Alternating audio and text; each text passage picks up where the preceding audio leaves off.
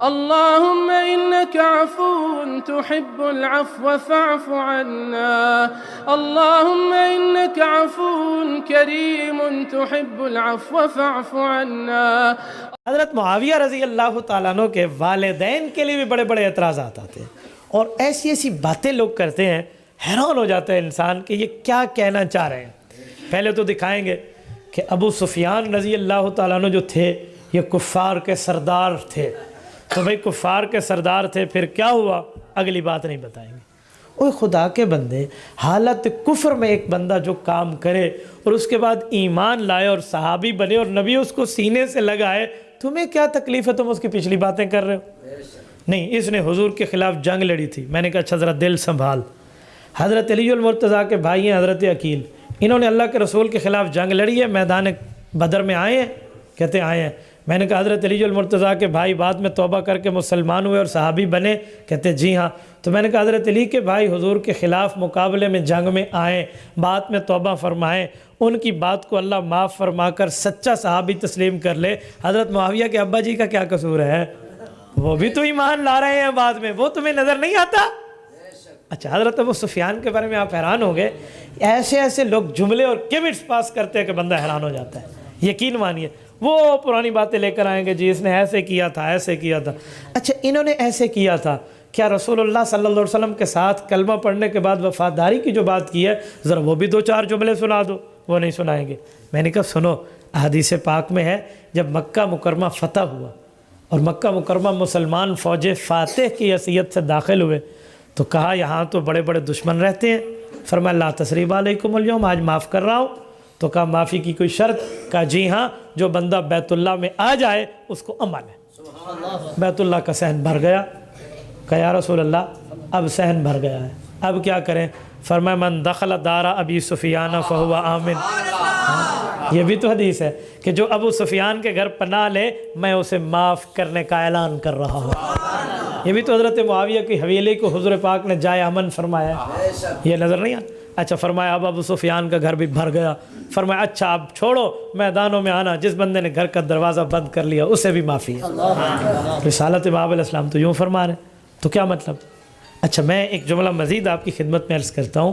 یہ جب شخص ایمان لائے ہیں حضرت ابو سفیان، تو کیا حدیث نہیں ہے؟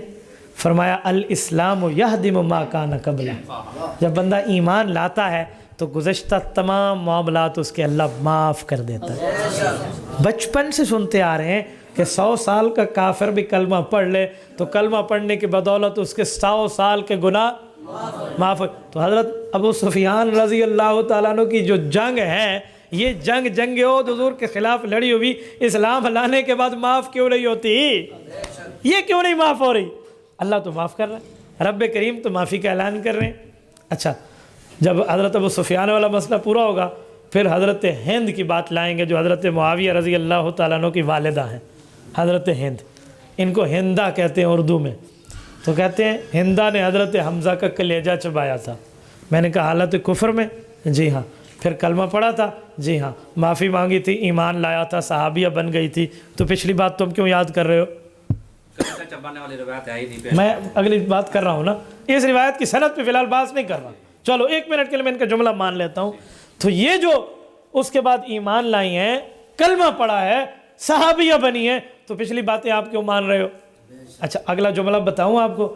حضرت ہند رضی اللہ تعالی عنہ جب ایمان لائی ہیں تو حضرت ابو سفیان کی بیوی ہیں اور ابو سفیان کی بیٹی رسول اللہ کی گھر والی ہے، تو ہند تو حضور پاک علیہ السلام کی ساس بنی۔ ہند تو ساس بنی، اور ساس کون ہوتی ہے؟ ساس ماں کی جگہ پہ ہوتی ہے۔ یار تمہیں بات کرتے ہوئے کچھ حیا کرنا چاہیے۔ کیا جملے کہہ رہے ہو یار؟ کچھ تو بندہ سوچے کہ میں جو جملے کہہ رہا ہوں اس کا جواب مجھے اللہ رب العزت کی دربار میں دینا ہوگا، اور مجھے وہاں اس کا جواب دینے وقت بندہ کیا بات اختیار کرے گا؟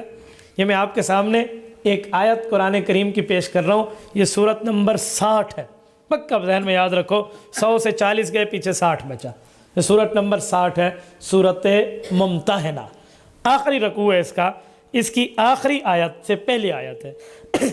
رب کریم فرماتے ہیں یا ایھا النبی اذا جاءک المؤمنات یبایعنک علی الا یشرکن باللہ شیئا۔ اس آیت کو سنیں، یہ آیت کب اتری ہے؟ کیوں اتری ہے، کس لیے اتری ہے؟ مکہ مکرمہ فتح ہوا ہے، خواتین بھی جب ایمان لائی ہیں تو انہوں نے بیعت کی درخواست کی ہے، اور اس میں حضرت ہند بھی شامل ہے۔ حضور پاک علیہ الصلوۃ والسلام کی احساس ہے، حضرت معاویہ کی اماں ہیں، جب ایمان لائی ہیں حضور پاک علیہ السلام کے چہرے کو دیکھ کر کہا کہ کلمہ پڑھنے سے پہلے آپ کا چہرہ دنیا میں سب سے میں اس سے نفرت کرتی تھی، اور اب آپ کا چہرہ اتنا مبارک ہے کہ اس سے بڑھ کے میں کسی چہرے سے پیار نہیں کرتا۔ ٹھیک ہے یار، ایمان کی بات بھی کر دیں۔ تو رب کریم نے جو آیت اتاری ہے ان مقدس خواتین کے لیے، وہ آیت ہے یا ایھا النبی اذا جاءک المؤمنات۔ مؤمنات، مؤمنہ کی جمع ہے، کہا ہے میرے پاک پیغمبر آپ کے پاس مؤمن عورتیں آئیں گی، یبایعنک، آپ ان کی بیعت لے لیجئے، ان سے بیعت کر لیجئے، ان کو کلمہ پڑھ کے خوشخبری اسلام دے دیجئے، شرطیں یہ رکھیے الا اللہ یشرکن باللہ شیئا، وہ شرک نہیں کریں گی۔ دوسرا ولا یسرکن، چوری نہیں کریں گی، ولا یزنین، اپنی عزت کی حفاظت کریں گی، گناہ کا کام نہیں کریں گی، ولا یقتلن اولادہن، اپنی اولاد کو ماریں گی نہیں، وہ جو بچیوں کو زندہ درگور کے معاملات، ولا یقتلن اولادہن ولا یأتین ببہتان یفترینہ بین ایدیہن وارجلہن، جانتے ہوئے معلوم ہونے کے باوجود بھی غلطی پہ ڈٹ کے کسی پہ الزام و بہتان تراش لینا، یہ کام بھی نہیں کریں گی، آپ ان سے وعدہ لے لیجئے۔